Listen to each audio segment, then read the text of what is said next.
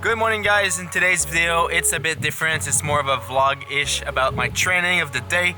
In 2 weeks I want to do a first full Everest, so today is going to be a half of Everest depending on the time I got. So I will be doing a climb at Mont Saint-Bruno. It's called Sommet Trinité. It's my local climb. Let's get it.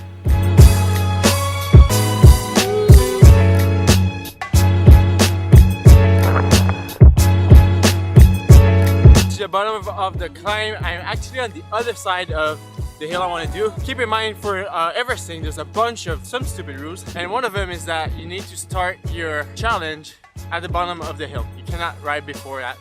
If you get some elevation before, your Everest doesn't count. Just to reach the top for the first time, I'm going to drop off my Roadrunner bags because there's no way I'm carrying all this water and all this food all day. I will also remove my saddle bag just to save some weight again. I just hope I don't flat at the bottom of the climb because then I will need to walk up, which will take a long time. All right, climb number 1. Legs feels good. Let's get it.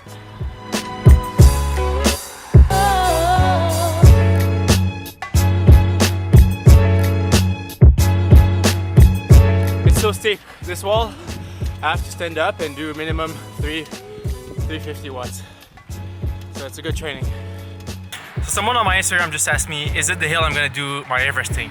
And the answer is no, because here, so it goes down and up and then down again. So according to the Everesting rules, you cannot have a hill that you have kinetic gains, so from going down, up and down, because that up part is like gains from going down. So that's a rule, so this is why I'm not gonna do it on this hill. All right, first 1,000 meter in. It's time to refill the water bottles and have a bar. So far, it's super easy. I keep myself busy with Instagram in my back pocket. I try to answer some questions and try to entertain people, so it's entertaining me. It makes it a lot easier to have like someone to talk to because I'm all by myself.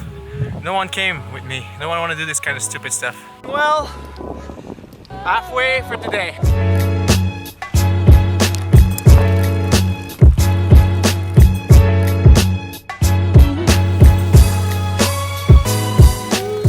Now 10:46, I'm at 2,500 meters of climbing, so there's a lot more to do.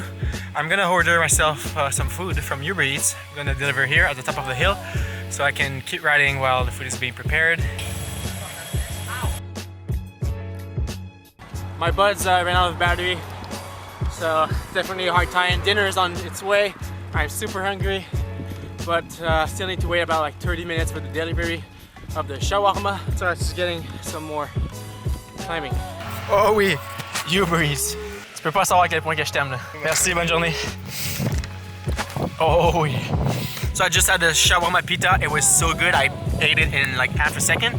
And I got some rice too, because rice is really good. It's consistent, but there's no fork, so I'm like forced to eat it like straight from the bowl. So here's something I'm done to keep myself busy during all those climbing. I asked an AMA on my Instagram, just find me there at Ouimet. So at every bottom of the hill, I was answering one question while going up slowly and then reading the next one. So I had like a few minutes to think about my answer of that next question and then repeating again and again, answering all the questions. I just stopped for my first pee break, which is weird because I am at the kilometer over 100, 3,500 meters of elevation, and it's my first pee break. But I've been drinking so much water, so I must be sweating it out. Time to fill up more water bottles, and I have a Red Bull waiting for me at the top. I got to the top and I forgot to drop off my full 3 water bottles, and I'm now at the bottom. Oh, fuck. I definitely didn't need that extra weight.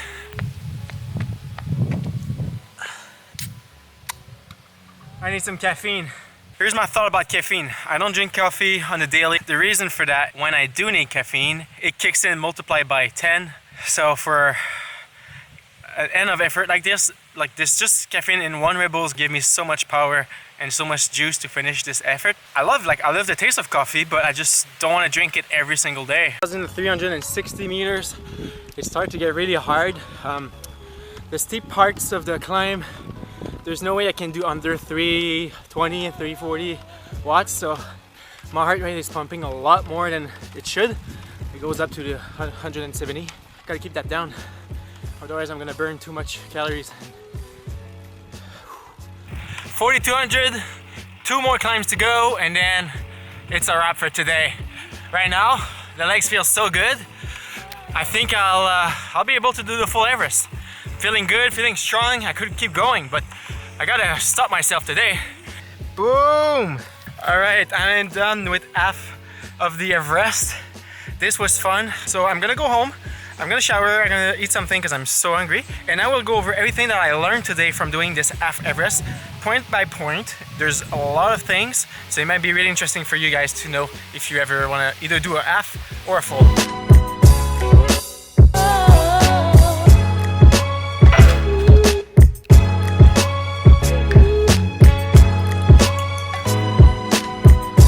Another one.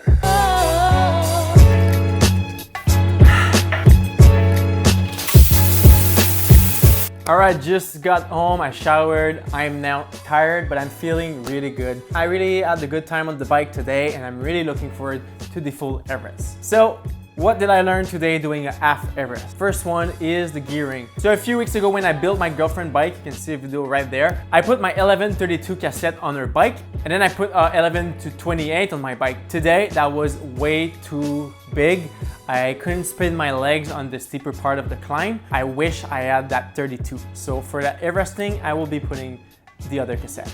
Another thing I learned today is that I need to go faster on the descent.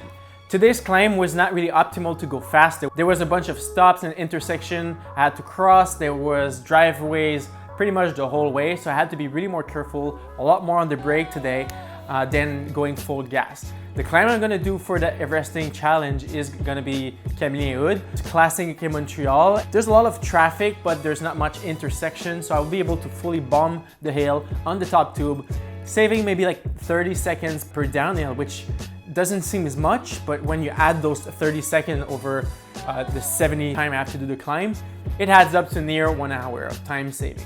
Something else I learned today is I needed to eat a bigger meal earlier. When I ordered the Uber Eats, there was a lot of delay, and I only got my food when I was at 3,000 meters. At that point, I burned so much calories and did not have any intake. So I should have ate a full meal around that 1,500 meters mark of climbing, and then maybe another one at 3,000. For the full Everest, I would need to eat a full meal every 1,500, every 2,000 meters. So that would be around 4 meals during the whole day. Something else I learned today is to not brake on paint on the ground. At the bottom of the climb, there was those arrows on the ground, and at one time I was just braking, and it just started slippering from my back wheel. It got super sketchy. I ended up in the intersection, so be careful, keep in mind, do not brake on the paint line, especially around that 6,000 to 800 meters mark. My mind will be a lot less sharp. Something else I learned today is that having people with you is so important. Most of the time I was alone today with my music, and even sometimes my music stopped because I ran out of battery, and just someone come next to me and asking, hey, can I go up with you? It made the whole difference. It was so nice to just talk to someone and then exchange about our bikes. It made the climbing a lot easier. So for that full Everesting challenge, I will make sure I have friends from the beginning till the end, and I always have someone to talk to. I'm sure with the social media, a bunch of people is gonna show up to ride a few laps with me, and I really hope there's gonna be like hundreds of people who come and cheer me and hang with me for a few laps. Something else I knew, but I had a good confirmation today, is that phrase, spin to win. If I look at my average cadence for the day, I know that it's way too low, especially because of the cassette, but the steep hill. I know that spinning will save me so much power over the course of the 8 to 12 hour ride that I'm gonna do for the Everesting. I averaged 74. It would have been better if I averaged maybe like 90. That would have been a perfect number. Here I can see that at the steeper part of the hill, I was around 60 all the time, which is like, it's loading the muscle, and you don't want to be spinning at 60. Definitely not. Something else that I learned is that the clothing I'm gonna be wearing is really important. Today I had the 7 mesh RK1 bib, which is like the race bib, but it's so light and so comfortable. And without that bib, I wouldn't have been able to hold the 6 hours on the saddle. And I know that I'll probably wear that one again because I know I can do 12 because I had absolutely no problem. For the jersey, I went with the lightest jersey I had. It's the Katusha Nano. It's their brand new jersey. It's so light. It breathes so much. And it made such a big difference today. I was able to always cooling myself down. Something else that I learned today is that disc brakes are the bomb for Everesting. Yes, they are a little bit heavier, but coming down the hill, I was so confident that my braking power will stop me at that bottom intersection. With the rim brakes going down the hills, the warmer they get, the less braking power that they have. Just going down a hill for over 70 times, it's gonna wear out that wheel a lot. So yeah, going forward, I will probably only ride disc brake bikes because it's just safer and it's a lot more comfortable to ride going downhill. You know that if anything happens, you have that just little edge of braking power to save you from a bad crash. All right, so I think this rounds up everything I learned today from doing a half Everest in preparation of doing a full Everest. If you enjoyed this video, don't forget to leave a thumbs up. It's always really appreciated, and subscribe if you aren't already. I have a lot more cycling content coming in the next few weeks.